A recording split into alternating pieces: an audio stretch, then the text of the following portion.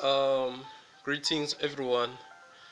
So in this video I'll be doing um, the two proofs that I just did on the two previous videos, but I'll do them separately. So for this first video I'll be proving that the bases of a vector are linearly independent. Okay, you might be wondering, why am I doing these videos twice? Okay, for the first type of videos that I did, I saw that the sound quality wasn't good enough because the person who was taking the video was a bit far ahead and I was doing that proof on the board. So I'm sorry that the sound quality wasn't good. So that's why I decided to actually do this proof on paper, because I think the sound quality will be much clearer than the first um, two videos. But anyways, let's continue. So okay, let me check if it's still recording. Okay, cool. So in this video we're going to prove that the bases of a vector are linearly independent. What do we mean by saying that the bases of a vector are linearly independent? We're actually saying that all of its components in that Einstein summation, they are all equal to 0. So if we're saying that the bases of a vector are linearly independent, we are actually saying that all of its components are equals to 0 in that Einstein summation. Remember that a vector can be represented in the form of an Einstein summation. So we can do the same thing for the one form, but my interest in this video will be to prove for the vector. Okay, let's start. Okay, you don't have to cram these things, you just have to use logic. You can see I don't have any notes with me.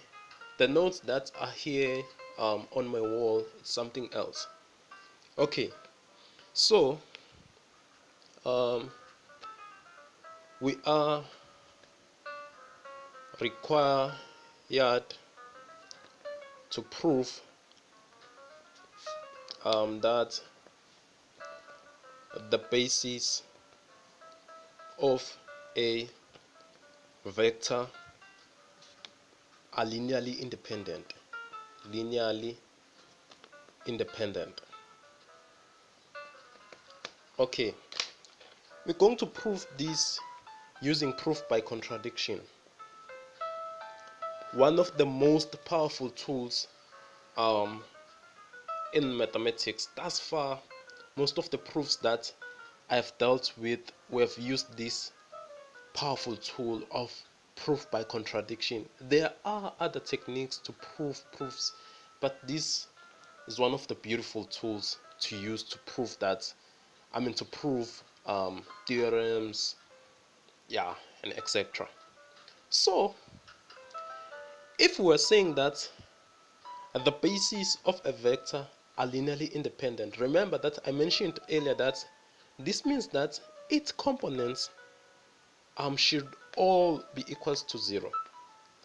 But what do we mean by saying that the basis of a vector? In fact, okay, let's start by saying, what is a vector? I know that from the notes of Tensor Analysis, it was mentioned that a vector, it is a differential operator that adds upon a function on a curve, you know. So when we have a curve in an nth dimension, remember in this course we're actually dealing with nth dimension. I don't want to say 3D because we can go beyond 3D. We can go to 4D, we can go to 5D, and we can't really draw those dimensions in a paper. And thus far I have never encountered any computer device like the machines that can plot things like 5D, 4D, you know. So in maths we'll be using equations, the abstractness to show that something can go beyond 3D, it can go to 4D, it can go to 5D. That's why I'm actually saying that in this video we'll be proving that the bases of a vector are linearly independent for the nth dimension. But in my vector I won't be writing um, that summation to the nth dimension, because it will take a lot of work when we are dealing with our proof. But okay, let's continue without wasting any time. So remember that in the abstract notation, that a vector can be represented like this, where this VA is actually the components of a vector, and this del by del XA, these are the bases of a vector. So we are actually trying to prove that these bases of a vector are linearly independent. Remember, this is an Einstein summation, all of this. So if we are saying that these bases of this vector are linearly independent, we are actually saying that these components for this vector, they should all be equals to 0 in order for this basis of a vector to be linearly independent. That's important. Don't confuse dependent and independent. Okay, just to show this Einstein summation of a vector, it's something like v1 del by del x1 plus v2 del by del x2 plus vn del by del xn. So, okay, my x is very ugly. So if we are saying that this basis of a vector, all of these bases to the nth dimension are linearly independent, we're actually saying that these components, all of these components should be equals to 0. But we are going to prove this using proof by contradiction. Where's my other pen? Wants a pencil, in fact. But anyway, let's do this using this red pen. So we are going to start assuming the opposite. Let's assume that these bases of a vector are linearly dependent, like dependent. Okay, let's assume to contrary. Let's assume to contrary that the basis of a vector V are linearly dependent. Okay, this means that there must be at least one of one of the components should not be equals to 0. This implies that there exists at least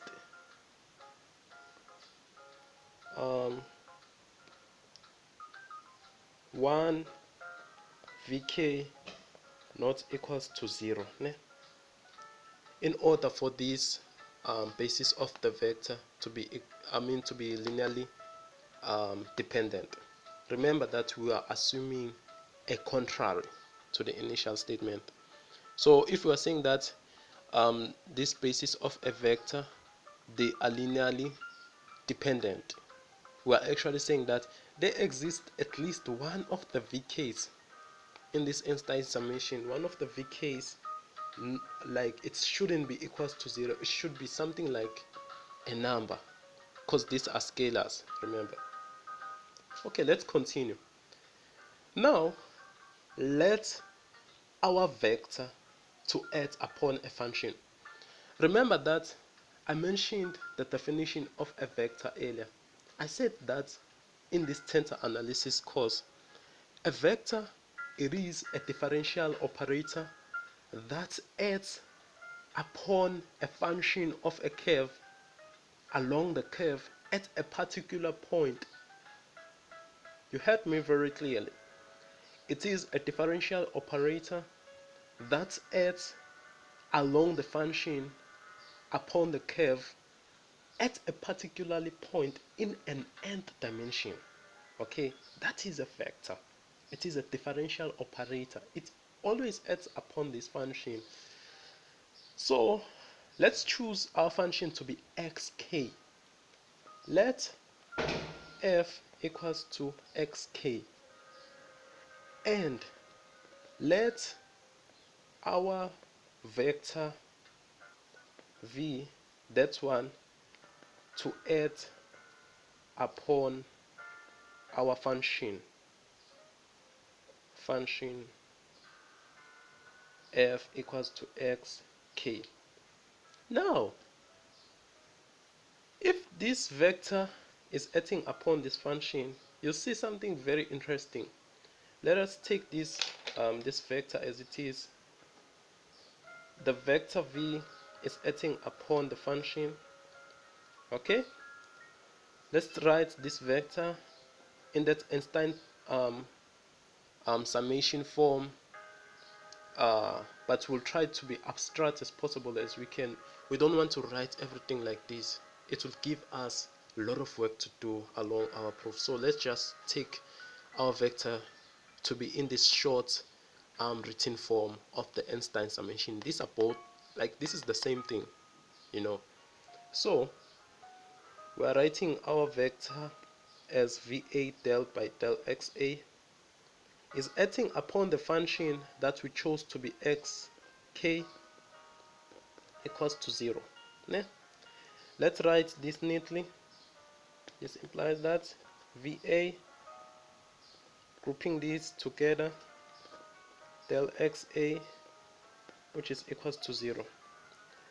And then if we have del x of k over del x of a, this is actually called a Kronecker delta, represented like this, a Kronecker delta from k to a. So now we're not done there. For the Kronecker delta, even this del xk and del xa, they mean the same thing. There's something called the duality theorem that applies under this Kronecker delta. So if k is equals to a, the Kronecker delta will be equals to 1, and this va will be equals to 0. If k is not equals to a, everything will be equals to 0. So for the case when k is equals to a, this implies that vk must be equals to 0. For the case when k is equals to a, the Kronecker delta will be 1, and then this implies that vk is equals to 0. We can see this is a huge contradiction. We can see that all of the components of the basis of a vector are all equals to 0, which is a contradiction from our initial assumption, because we are saying that we have mentioned that we have assumed that the basis of a vector, they are linearly dependent, and this means that there must be at least one vk not be equals to 0. But we see along our proof that all of the vk's, v1, v2, v3 up until vn, they are all equals to 0, which implies that, okay, hence by proof by contradiction, it was proven that the basis of a vector are linearly independent. And then we put that sign.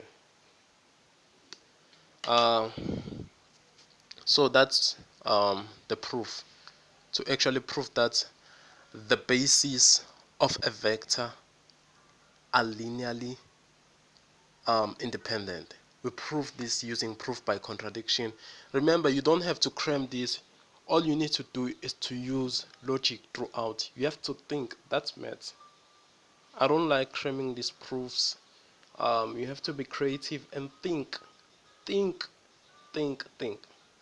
Yeah, I think this is the end part of the proof, whereby we are proving that the bases of a vector are linearly um, independent. On the second proof, on the second video, I'll be doing a proof that the bases of a one form are actually linearly independent, because we'll be using the same technique, using the same method of proof by contradiction, so nothing is new here. Thank you.